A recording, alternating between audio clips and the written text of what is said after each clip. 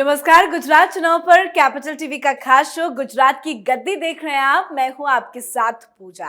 आज गुजरात की गद्दी पर कौन विराजमान होगा ये साफ हो जाएगा, क्योंकि आज गुजरात चुनाव के नतीजे सामने आएंगे।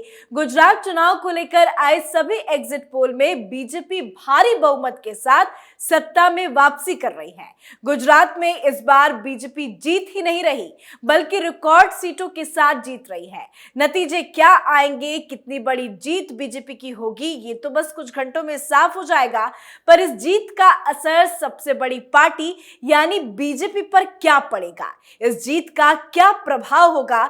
वाकई में अगर बीजेपी की बम्पर जीत होती है तो राजनीति के लिहाज से इसका असर कितना बड़ा होगा, आज इसी को समझेंगे। बातचीत के लिए मेरे साथ स्टूडियो में मौजूद हैं कैपिटल टीवी के एग्जीक्यूटिव एडिटर राजीव जी। राजीव जी, बहुत बहुत स्वागत है आपका। धन्यवाद। आज का दिन बहुत अहम है, बस कुछ ही घंटों में नतीजे भी आने शुरू हो जाएंगे। पर जो एग्जिट पोल में आंकड़े सामने आ रहे थे, क्या आज वो नतीजों में तब्दील होंगे? देखिए, ये लग तो रहा है कि जिस तरीके से गुजरात की राजनीति बदली है और पिछले जो चुनाव हुए हैं उसमें भारतीय जनता पार्टी को नुकसान हुआ था, कांग्रेस को फायदा हुआ था।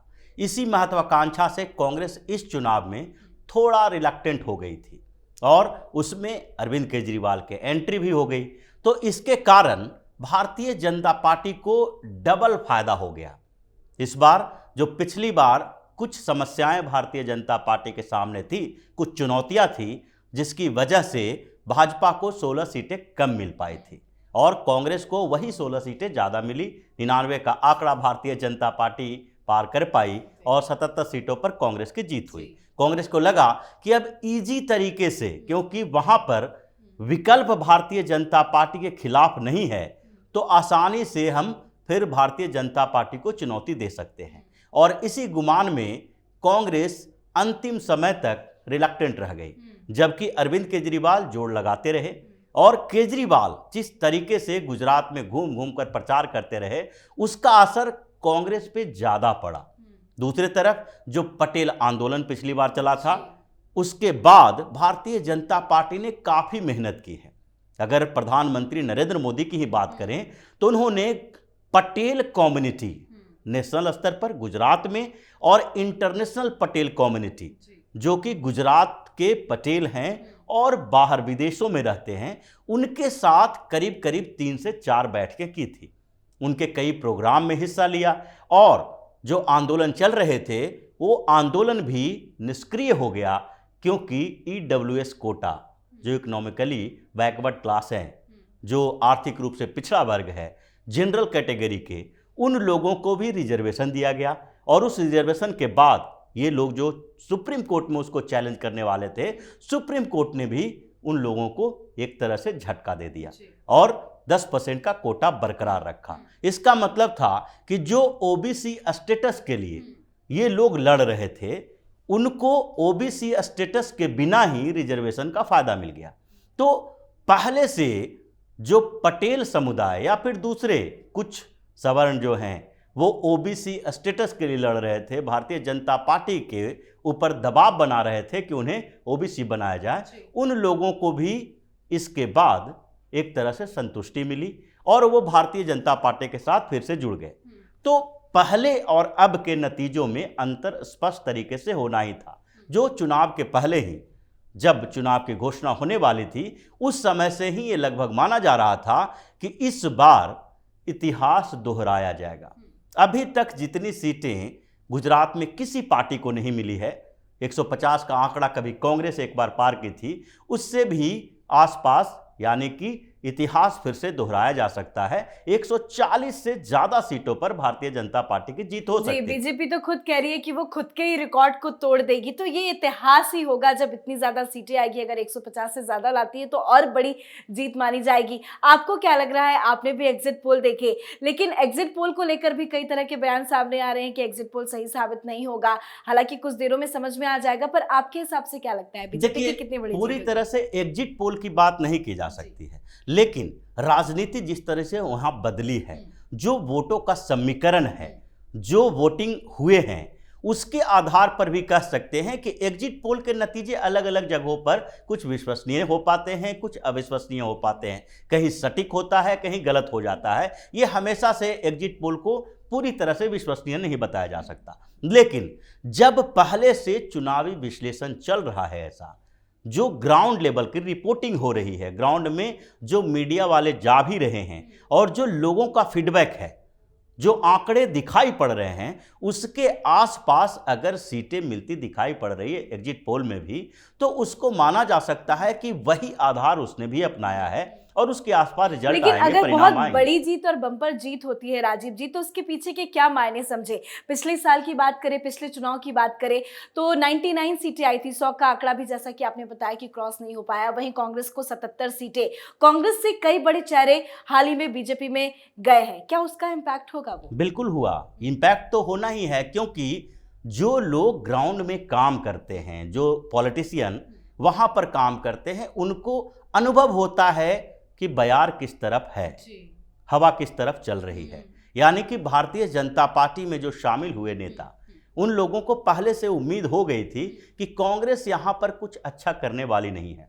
जब हार्दिक पटेल ने पहली बार राहुल गांधी के ऊपर आरोप लगाया था, तो उन्होंने भी यही कहा था कि राहुल गांधी दिल्ली बैठ के गुजरात को चलाना चाहते हैं, यहाँ के नेताओं को भाव नहीं देते हैं, और जो उनके नज़दीकी हैं, चमचे हैं, जो उनके दरबारी हो जाते हैं, दरबार में हाजिरी लगाते हैं, उन्हीं को भाव देते हैं, उन्हीं को आगे पद भी देते हैं। ये वर्किंग प्रेसिडेंट भी हार्दिक पटेल को बना दिया गया था, लेकिन उनसे बिना पूछे मीटिंग की जा रही थी।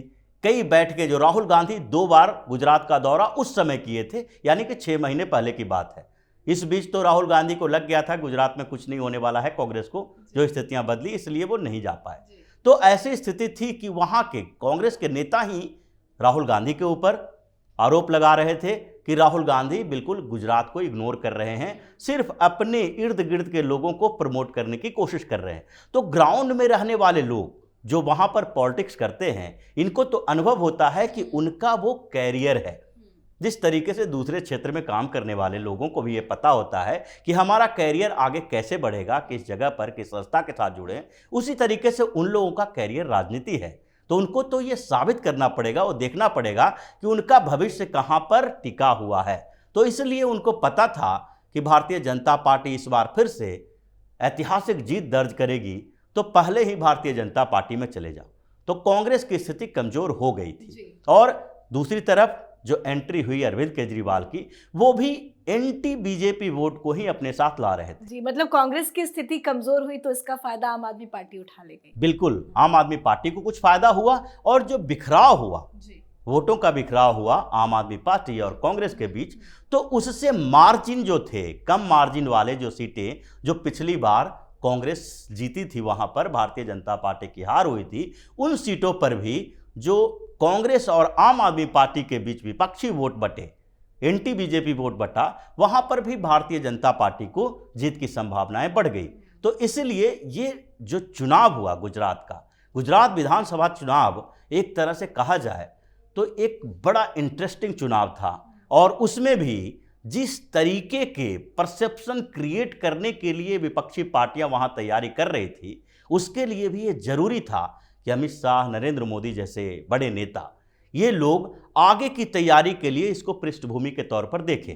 उनको समझना पड़ेगा, और वो समझ चुके थे इस बात के लिए कि विपक्षी पार्टी क्या चाहती है, वो कौन से परसेप्शन क्रिएट करना चाहती है गुजरात के माध्यम से। क्योंकि हिमाचल प्रदेश का चुनाव अलग था, गुजरात का चुनाव अलग था, दिल्ली में एमसीडी का चुनाव अलग हो सकता है। तो हर प्रदेश, हर जगह की अपनी अहमियत होती है, और गुजरात की अहमियत इस बात के लिए है कि अगर गुजरात में भारतीय जनता पार्टी का प्रदर्शन कमजोर होता, तो ये लोग 2024 तक बार बार इस बात का जिक्र करते रहते कि गुजरात में जब गुजरात के लोगों ने अपने 2 बड़े नेताओं को, जो केंद्रीय स्तर पर हैं, जो पूरे देश को चला रहे हैं, उसको रिजेक्ट कर दिया, तो बाहर के लोग भी इनको रिजेक्ट करें।